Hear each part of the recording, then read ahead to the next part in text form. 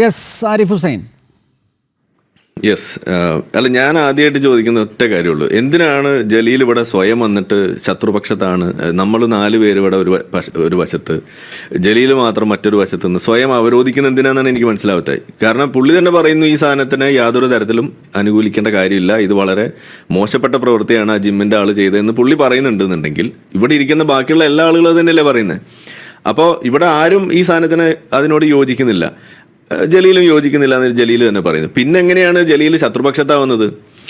അതൊറ്റ കാരണമേ ഉള്ളൂ. കാരണം ജലീൽ പറയുന്നു ഈ ചങ്ങാതി ഈ ഒരു തരത്തിൽ ജിമ്മിലേക്ക് കടക്കാനുള്ളതിന്റെ കാരണം അത് അയാളുടെ പേഴ്സണൽ ആയിട്ടുള്ള എന്തോ ഒരു സംഭവമാണ്, ഇതിന് ഇസ്ലാമുമായിട്ട് ബന്ധമില്ല എന്ന് പറഞ്ഞ് സ്ഥാപിക്കാനുള്ള ഒരു പൊള്ളയായ ശ്രമം അതാണ് ജലീൽ ഇവിടെ നടത്തുന്നത്. പക്ഷെ ഇവിടെ ബാക്കിയിരിക്കുന്ന ആളുകൾക്ക്, ഇനിയിപ്പോൾ അനിൽ നമ്പ്യാറിന് ഇതൊക്കെ അറിയുമെന്ന് എനിക്കറിയില്ല, എന്തായാലും ഇവിടെ ഇരിക്കുന്ന ബാക്കിയുള്ള ജാമിദ ടീച്ചർക്ക് പിന്നെ ആ സംശയമേ വേണ്ട.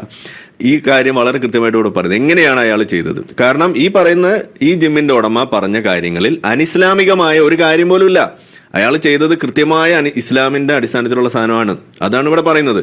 ഇനി ഇവിടെ ഇത് ചെയ്യുന്ന സമയത്ത് അതിനുള്ള മുൻ മാതൃകകളും ഞാനിവിടെ മുന്നേ പറഞ്ഞു, താലിബാൻ ചെയ്ത് അടക്കം. അപ്പോൾ ഇദ്ദേഹം പറയുന്നത് അതൊന്നും ഇവിടെ പറയണ്ട, പാകിസ്ഥാനിലെ കാര്യമൊന്നും പറയണ്ട എന്നാണ് പറയുന്നത്. ശരി, പാകിസ്ഥാനിലെ കാര്യം നാളെ വെള്ളിയാഴ്ചയാണ്, നാളെ പൊട്ടുമ്പോൾ നമുക്കത് വേറെ പറയാം, അത് വേറെ പോട്ടെ. പക്ഷേ ഈ ഒരു വിഷയം മുന്നേ ഇവിടെ ഉണ്ടായപ്പോൾ, അതായത് ഈ എന്താണ് മെക്സ് 7 അങ്ങനെ കണ്ട് പറഞ്ഞിട്ടൊരു വിഷയം ഇവിടെ ഉണ്ടായപ്പോൾ അത് സംബന്ധിച്ചിട്ടൊരു ഈ സ്ത്രീ പുരുഷന്മാർ ഇടകലർന്നുകൊണ്ട് ജിമ്മിൽ പോകുന്നത് അല്ലെങ്കിൽ എക്സസൈസ് ചെയ്യുന്നതിനെ സംബന്ധിച്ചിട്ട് ഈ കേരളത്തിലെ മണ്ണിലെ ഒരു പണ്ഡിതൻ AP ഉസ്താദ് ഇവിടെ പറഞ്ഞിട്ടുണ്ട്, അത് ആഭാസമാണ്, അത് അനിസ്ലാമികമാണ് എന്ന് പറയുന്ന കാര്യം ഇവിടെ നമ്മൾ കേട്ടതാണ്. അപ്പോൾ എൻ്റെ ഒന്നാമത്തെ ചോദ്യം എന്ന് പറയുന്നത്, ഇവിടെ ഇരുന്ന് ഈ പറയുന്ന ഇസ്ലാമിൽ ഇങ്ങനെയൊന്നുമില്ല, എൻ്റെ ഇസ്ലാം ഇങ്ങനെയല്ല എന്ന് പറഞ്ഞിട്ട് സാധാരണ ഇവിടുത്തെ ഒരു ശരാശരി ഒരു വിശ്വാസിയെ പോലെ പരിതപിക്കുന്ന ഈ ഒരു ജലീലിന് AP ഉസ്താദിനേക്കാൾ വിവരമുണ്ടോ ഇല്ല, ഇസ്ലാം ഈ പറയുന്ന AP ഉസ്താദിനേക്കാൾ കൂടുതൽ അറിയുമോ ഇല്ല, ഇതാണ് നമുക്ക് അറിയേണ്ടതുള്ളത്. അല്ലെങ്കിൽ മുഹമ്മദ് നബിയേക്കാൾ കൂടുതൽ അറിയുമോ, അല്ലെങ്കിൽ താലിബാനേക്കാൾ കൂടുതൽ അറിയുമോ ഇല്ല, ഇതാണ് നമ്മൾ ചോദിക്കുന്നത്. പക്ഷേ ജലീൽ പറയുന്നത് ഇതൊന്നും ഇസ്ലാമിലില്ല എന്നാണ്. അതിനു വേണ്ടിയിട്ട് ആള് ജിഹാദിനെ വരെ തള്ളും. ഏറ്റവും നല്ല ജിഹാദ് എന്നൊക്കെ പറഞ്ഞിട്ട് ആളങ്ങ് വെളുപ്പിക്കുകയാണ്. ഏറ്റവും നല്ല ജിഹാദ് ഏതാണെന്ന് മുഹമ്മദ് നബിയുടെ അടുത്ത് വന്നിട്ട് ഒരു സഹാബി വന്ന് ചോദിക്കുന്നുണ്ട്. അയാൾക്ക് കൊടുക്കുന്ന ഉത്തരം എന്താണെന്ന് അറിയോ? അമ്ർ ബിൻ അബസ വന്നിട്ട് ചോദിക്കുകയാണ്, ഏതാണ് ഏറ്റവും മികച്ച ജിഹാദ്, O messenger of Allah, which jihad is the best one എന്ന് ചോദിക്കുമ്പോൾ അയാൾ പറയുന്നത്, മുഹമ്മദ് നബി പറഞ്ഞു കൊടുക്കുന്ന ഉത്തരം എന്താണ്? Whose blood is shed and his horse is wounded എന്നാണ് പറയുന്നത്.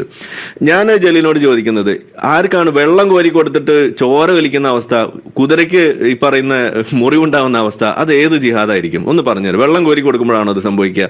കഞ്ഞുള്ളതിൽ ഉപ്പിട്ട് കൊടുക്കുന്ന ജിഹാദിലാണോ ഇത് സംഭവിക്കുക? അല്ല, ഇത് കാഫിറിനെതിരെ നടത്തുന്ന ജിഹാദിലാണ് ഇത് സംഭവിക്കുന്നത്.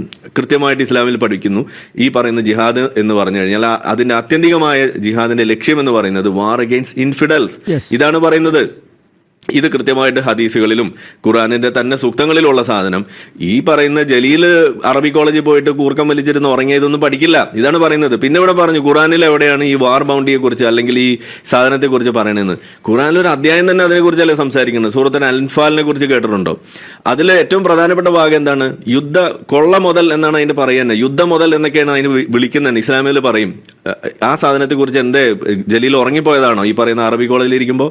5-1 പറച്ചോനും ഈ പറയുന്ന ഈ ആളുകൾക്ക് വേണ്ടിയിട്ടാണ്, മുഹമ്മദ് നബിക്ക് വേണ്ടിയിട്ടാണ്, ബാക്കിയുള്ളത് നിങ്ങൾ പങ്കിട്ടെടുത്തോ എന്ന് പറയും. മുഹമ്മദ് നബിക്ക് കൊടുത്ത പ്രധാനപ്പെട്ട അനുഗ്രഹങ്ങൾ ഏത് എന്ന് വിവരിക്കുന്നിടത്ത് പ്രത്യേകമായിട്ട് പറയുന്നുണ്ട്. മുഹമ്മദ് നബിയുടെ ഏറ്റവും വലിയ അനുഗ്രഹം എന്താണ്? മുഹമ്മദ് നബിയുടെ വാളും ഈ പറയുന്ന കുന്തമനയാണെന്നാണ് പഠിപ്പിക്കുന്നത്. അല്ലാതെ കഞ്ഞുള്ളതിൽ ഉപ്പിട്ടിട്ട് ഇളക്കുന്ന സ്പൂണാണെന്നോ അല്ലെങ്കിൽ വെള്ളം കോരാനുള്ള കയറാണെന്നോ അല്ല പഠിപ്പിക്കുന്നത്.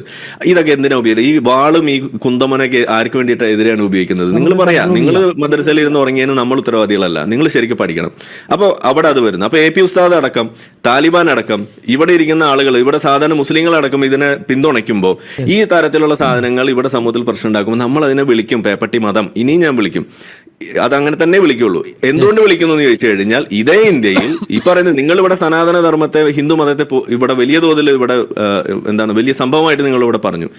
ഈ പറയുന്ന നിങ്ങൾ വലിയ തോതിൽ ഒരു നല്ല സാധനമായിട്ട് കാണുന്ന ഈ സനാതന ധർമ്മത്തെ ഈ ഇന്ത്യയിൽ ഒരു സനാതനധർമ്മം എന്ന് പറയുന്ന ഒരു വൈറൽ ഡിസീസാണ്, അത് ഡെങ്കു ആണ്. അത് കോവിഡാണ് എന്ന് പറയുകയും അതിനെ ഇറാഡിക്കേറ്റ് ചെയ്യണം എന്നും പറയുന്ന ഒരു സ്വാതന്ത്ര്യം, അതൊരു അഭിപ്രായ സ്വാതന്ത്ര്യമായിട്ട് ഇവിടെ ഇന്ത്യയിൽ നിലനിൽക്കുന്നു എന്നുണ്ടെങ്കിൽ സമാനമായ രീതിയിൽ ഇസ്ലാം എന്ന് പറയുന്നത് മറ്റൊരു വൈറൽ ഡിസീസ് ആയിട്ടുള്ള റാബീസ് ആണ് എന്ന് പറയാനുള്ള അവകാശം എനിക്കുണ്ട്. അത് ഞാൻ പറയും. അതിൽ കൃത്യമായ കാരണങ്ങൾ ഞാൻ ഇവിടെ നിരത്തുന്നുണ്ട്. അപ്പോൾ ഒരു വശത്ത് സനാതന ധർമ്മം ഒരു വൈറൽ ഡിസീസാണ്, ഒരു രോഗമാണ്, ഡെങ്കു ആണ് എന്നൊക്കെ പറയാൻ നിങ്ങൾക്ക് പറ്റുന്നുണ്ടെങ്കിൽ മറ്റൊരു വൈറൽ ഡിസീസായ ഈ പറയുന്ന റാബീസ് ആണെന്ന് പറയാനുള്ള അവകാശം എനിക്കുണ്ട്. അത് അങ്ങ് ആദ്യം മനസ്സിലാക്കുക. അത് ഞാനിവിടെ പറഞ്ഞിരിക്കും. അതാണ് ഇതിൽ പറയാനുള്ളത്. പിന്നെ ഇവിടെ ബാക്കി ചരിത്രത്തോടെ പറഞ്ഞു, കൊടൽമലയുടെ കഥയൊക്കെ. ഇതാണ് ഈ കാക്കമാരുടെ സ്ഥിരം പ്രശ്നം. ജലീലിനും ബാധിച്ചിരിക്കുന്ന പ്രശ്നം അതാണ്. അതായത് ഈ കഥയുടെ ഒക്കെ പകുതി പഠിച്ചുകൊണ്ടു പോകും.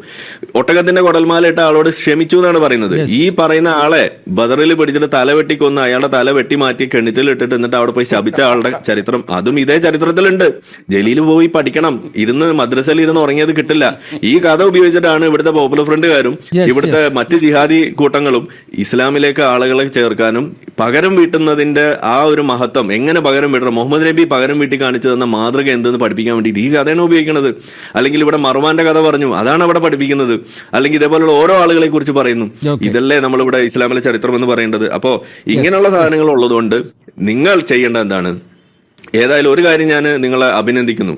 ഇതൊരു കുഴപ്പം പിടിച്ച സാധനമാണ്, ഇതൊരു കുത്തിത്തിരിപ്പിന്റെ വഴിയാണെന്ന് സമ്മതിച്ചത് ഞാൻ അപ്രീഷിയേറ്റ് ചെയ്യുന്നു. പക്ഷെ ഇയാളത് ചെയ്തത് ഇയാളുടെ സ്വന്തം ഇസ്ലാം വെച്ചിട്ടല്ല, അത് ഇസ്ലാമിന്റെ നിയമങ്ങളാണ് അയാൾ കൈക്കൊണ്ടത്, അത് വെച്ചുകൊണ്ടാണ് അയാൾ ചെയ്തത് എന്നതും കൂടി നിങ്ങൾ അംഗീകരിക്കുന്ന സമയത്ത് നമ്മളെല്ലാവരും ഒരു ടീമായിട്ട് മാറും. ഇതിപ്പോ നിങ്ങൾ സ്വയം വേറെ ടീമാകാൻ വേണ്ടിയിട്ട് ഇതിനെ തള്ളുന്നതുകൊണ്ടുള്ള കുഴപ്പമാണ്. അത് കുറച്ച് കഴിയുമ്പോൾ ശീലമായിക്കോളും എന്നാണ് എനിക്ക് പറയാനുള്ളത്.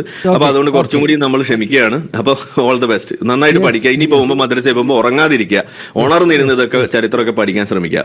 ഓക്കെ. ഭക്ഷണത്തിലും വസ്ത്രത്തിലും അതുപോലെ വിദ്യാഭ്യാസത്തിലും ഒക്കെ കണ്ട ജിഹാദിവൽക്കരണം, ഇസ്ലാമികവൽക്കരണം ഇപ്പോഴിതാ ജിമ്മിൽ എത്തി നിൽക്കുകയാണ്. ഈ ഒരു അപകടത്തെ ഗുരുതരമായിട്ട് തന്നെ കാണുക, കരുതിയിരിക്കുക.